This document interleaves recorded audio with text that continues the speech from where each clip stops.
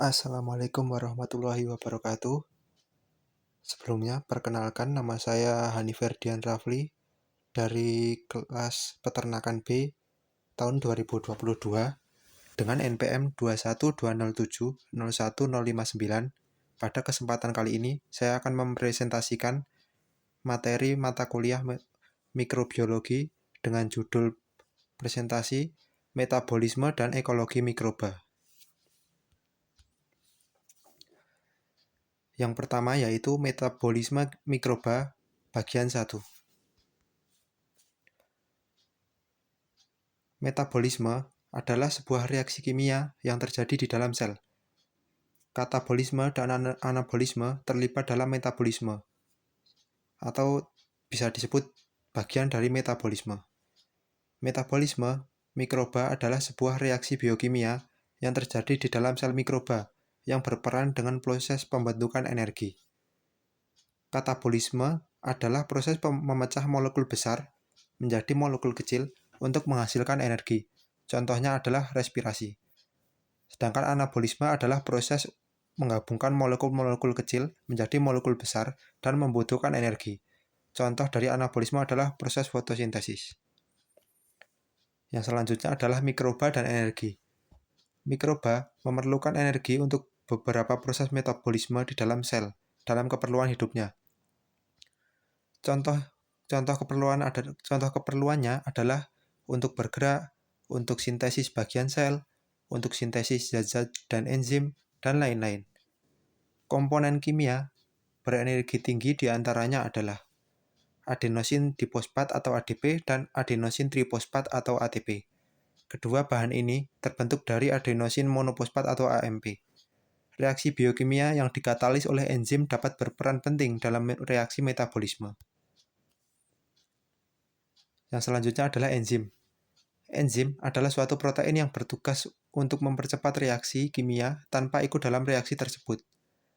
Ada beberapa teori mengenai bentuk enzim dan substratnya atau penggabungan enzim dan substratnya, seperti teori gembok dan kunci, yang menyebutkan bahwa bentuk enzim dan substratnya harus cocok. Enzim dapat menurunkan energi aktivasi pada saat membantu reaksi kimia. Komponen enzim yang bukan protein disebut kofaktor. Kofaktor dapat berupa molekul organik kecil seperti vitamin B1 dan vitamin B2, atau dapat juga berupa molekul anorganik seperti ion besi 12 dan ion mangan 12. Faktor yang mempengaruhi kerja enzim. Yang pertama adalah pH dan suhu. pH yang tepat dan suhu yang tepat bisa mendukung kinerja enzim dengan maksimal. Suhu yang terlalu tinggi dapat merusak enzim, karena enzim merupakan protein. Konsentrasi substrat, semakin banyak substrat yang membutuhkan pula banyak enzim untuk mempercepat reaksi enzimatif. Pada penghambat kompetitif, ketika substrat berkompetisi dengan molekul inhibitor. Penghambat non-kompetitif yaitu ketika ada molekul penghambat yang bergabung di luar sisi aktif yang dapat merubah konformasi enzim. Tipe metabolisme mikroba. Heterotrof adalah tipe metabolisme heterotrof. Beberapa ciri-cirinya adalah sumber karbonnya organik, sumber N-nya organik atau anorganik, dan sumber energinya dari oksidasi senyawa organik. Contoh dari tipe metabolisme heterotrof yaitu jamur dan bakteri tertentu. Tipe metabolisme autotrof, sumber C-nya adalah CO2, sumber N-nya anorganik, dan sumber energinya dari oksidasi senyawa anorganik. Contohnya adalah bakteri yang tumbuh lambat dengan keberadaan ion mineral tanpa menggunakan sinar matahari sebagai sumber energi, seperti Ferrobacillus dan Leptotrix. Tipe metabolisme fotosintesis. Sumber C-nya adalah CO2, sumber N-nya anorganik, dan sumber energinya dari cahaya matahari. Contohnya adalah mikroba prokariotik seperti bakteri dan sianobakteri. Respirasi anaerob merupakan respirasi yang membutuhkan O2, sedangkan respirasi aerob adalah respirasi yang membutuhkan O2, sedangkan respirasi anaerob adalah respirasi yang tidak membutuhkan O2. atau oksigen. Bagian kedua yaitu metabolisme mikroba.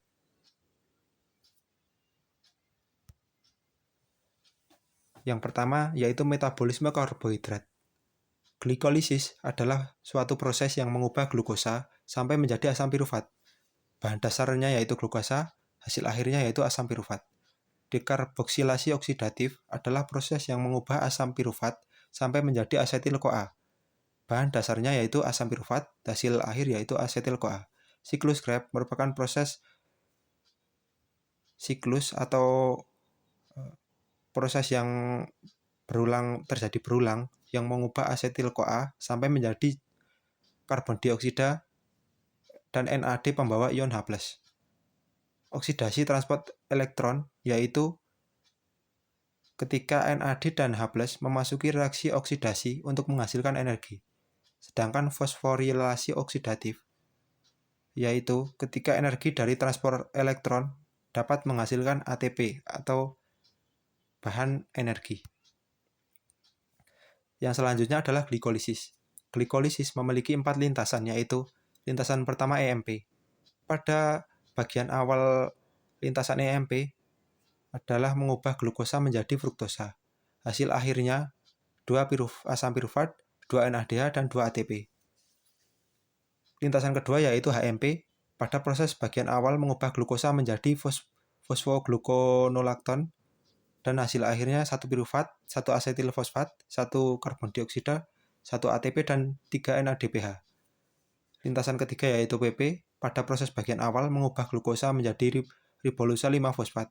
Hasil akhirnya adalah 1 pirufat, 3 CO2, 1 ATP, dan 3 NADPH. Lintasan terakhir yaitu ED, pada proses bagian awal mengubah glukosa menjadi 6-fosfogluconat. Hasil akhirnya yaitu 2 pirufat, 1 ATP, dan 2 NADPH. Yang saya paparkan di sini adalah tentang perbedaan keempat lintasan, terutama pada perubahan glukosa di awal dan pada hasil akhir. Lintasan EMP, HMP, dan PP terjadi pada organisme eukariotik seperti alga, jamur, protozoa, dan organisme prokariotik seperti bakteri. Sedangkan lintasan ED hanya terjadi pada beberapa bakteri anaerob obligat. Yang selanjutnya adalah siklus Krebs. Proses siklus Krebs yaitu perputaran dari asetil-CoA diubah menjadi sitrat, lalu diubah lagi menjadi isositrat, lalu menjadi oksalosuksinat, lalu diubah menjadi ketoglutarat, lalu diubah menjadi suksinat, lalu diubah menjadi fumarat dan malat, dan yang terakhir adalah diubah menjadi oksaloasetat. Tapi setelah menjadi oksaloasetat, proses ini akan tetap berulang, karena ini merupakan suatu siklus. Hasil akhir yang didapatkan dari siklus Krebs adalah CO2 atau karbon dioksida dan NADH. Transport elektron dan fosforilasi oksidatif. Tujuannya dari transport elektron yaitu mengubah NADH menjadi ATP dan ADP menjadi ATP. Perubahan terjadi karena perbedaan elektron.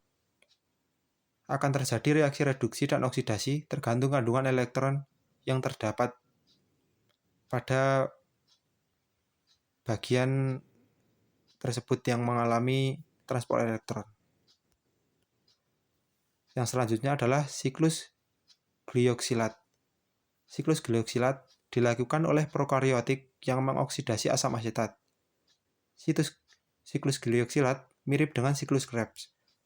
Hanya perbedaannya terjadi pada proses isositrat yang tidak diubah menjadi oksalokoksinat tetapi dipecah menjadi glioksilat, glikosilat, dan suksinat.